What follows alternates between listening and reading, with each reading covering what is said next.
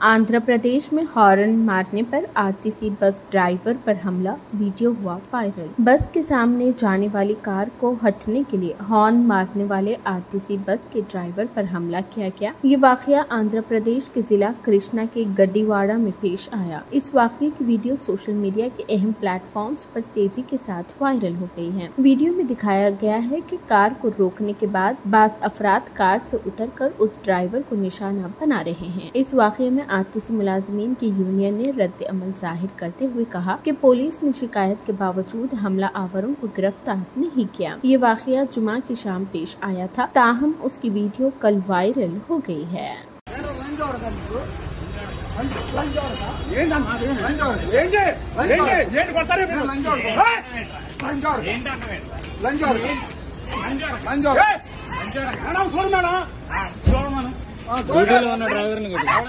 madam నేను విలేకరుని నేను car లంచోడ కంటే ఎవడంటాడు